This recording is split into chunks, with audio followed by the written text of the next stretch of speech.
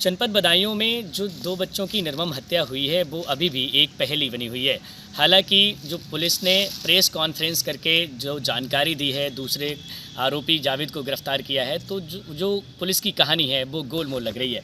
लेकिन पुलिस इस कहानी का खुलासा क्यों नहीं कर रही है, इसके 3 बड़ी वजह लग रहे हैं। एक तो परिवार, जो पीड़ित परिवार है उसके प्रति सहानुभूति हो सकती है, या फिर चुनाव प्रक्रिया भी बड़ी वजह हो सकती है। वहीं तीसरी बात करें तो एचएम फैक्टर जो है वो भी अपने आप में एक बड़ी बात हो सकती है। लेकिन जो प्रेस कॉन्फ्रेंस कर एसएसपी ने जानकारी दी उसमें उन्होंने जावेद के हवाले से सब बातें रखी हैं। हालांकि वो बातें संतोषजनक नहीं हैं। इसमें उन्होंने बताया कि उसकी मानसिक स्थिति ठीक नहीं थी और कुछ समय पहले उसकी दरगाहों पर आना जाना था। उसके पिता दरगाहों पर ले जाते थे और जहाँ से उसका इलाज चलता रहता था। हालांकि उन्होंने ये भी बताया कि मानसिक स्थिति ठीक नहीं थी तो एक बार उसने चूहे मार दवाई खा ली थी, जिससे वो डॉक्टर के पास से ठीक कराया गया।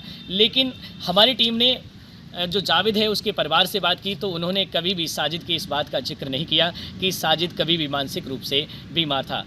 हालांकि इसमें बड़े सवाल ये भी उठते हैं, जो पड़ोसी हैं जहां पर उसकी सैलून की दुकान थी, उन लोगों का कहना है कि पिछले 2 साल से वह वहां बाल काटने का काम करता था और इस दौरान उसने कभी कोई ऐसी हरकत नहीं की जिससे उसकी मानसिक स्थिति खराब लगे। वहीं दूसरी तरफ अगर बात करें तो मानसिक स्थिति खराब ना होने का एक प्रमाण ये भी मिलता है कि जब साजिद ने वारदात को अंजाम दिया तो आखिर बच्चों को ही क्यों टारगेट किया। उस परिवार में बच्चों की माँ, बच्चों की दादी भी मौजूद थी, लेकिन बच्चों को टारगेट किया तो ये भी एक अपने आप में अहम सवाल है। वहीं दूसरी तरफ बात करें तो जो मुख्य आरोपी साजिद, जो कि एनकाउंटर में ढेर हो चुका है, तो साजिद ने ये कहानी अपने दिमाग में पहले से ही रच रखी थी, क्योंकि जावेद की तरफ से ये भी हवाला दिया गया है कि साजिद पहले दुकान पर गया, दुकान पर दोपहर 2 बजे तक लगभग उसने काम किया और इसके बाद उसने कहा कि वह डिप्रेशन में है और वह दवाई लेने के बहाने चला गया। लेकिन साजिद ने बाज़ार से जानवरों को काटने वाली छुरी खरीदी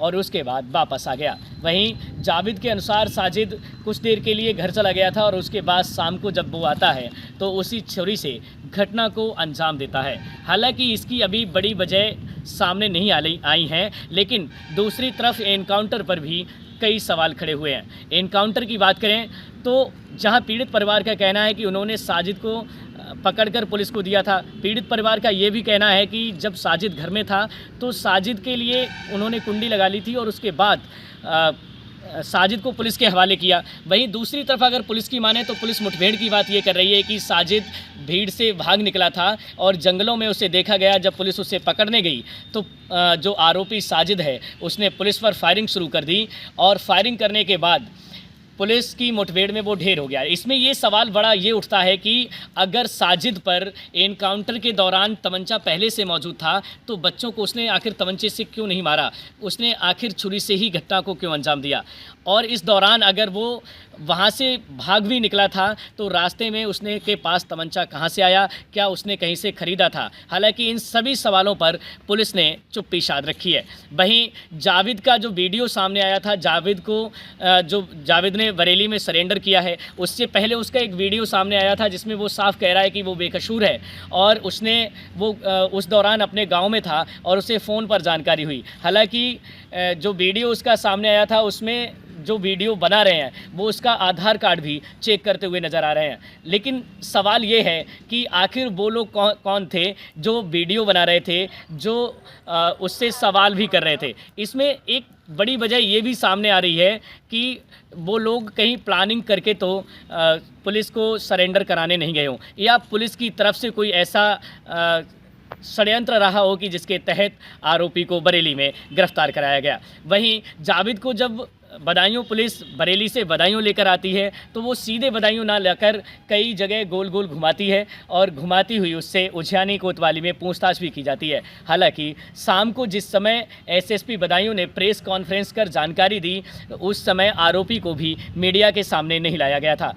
हालांकि अभी भी ये जो घटना है वो अपने आप में, इस घटना पर क्वेश्चन मार्क लगा है। सबकी निगाहें इस बात पर टिकी हैं कि आखिर ऐसी क्या वजह रही थी जो साजिद ने इतनी बड़ी घटना को अंजाम दिया। हालांकि इसके और एंगल भी सामने आ रहे हैं, कुछ लोगों का मानना है। हालांकि पुलिस की भी कहानी उससे मेल खा रही है। जिस तरह से बताया जा रहा है कि वो दरगाह पे जाता था, तो क्या इसमें साजिद के शादी के लिए 4-5 साल हो गए हैं और उसके बच्चे नहीं हुए।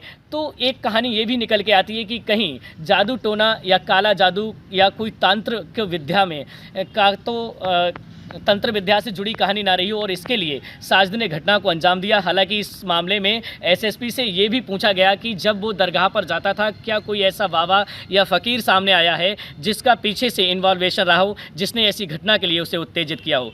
वहीं दूसरी तरफ कहानी ये भी जुड़ी आती है कि कोई राजनीतिक षड्यंत्र ना हो, दहशत फैलाने के लिए कहीं घटना को इस तरह से अंजाम ना दिया गया हो। वहीं तीसरी तरफ अगर देखें तो कहीं घटना को अंजाम साजिद ने इसलिए ना दिया हो कि बच्चों को कुछ ऐसा राज पता चल गया हो कि जो साजिद यदि खुल जाता है तो साजिद के लिए कोई बड़ी अनहोनी की आशंका थी, जिससे साजिद ने घटना को अंजाम दिया। हालांकि लोग अपने अपने तरीके से तरह तरह की बातें सोच रहे हैं, लेकिन ये जो घटनाक्रम है वो अपने आप में आज भी पहेली बनी हुई है। हालांकि हर आदमी की निगाह इस बात पर है कि आखिर साजिद ने इतनी बड़ी घटना को अंजाम क्यों दिया है।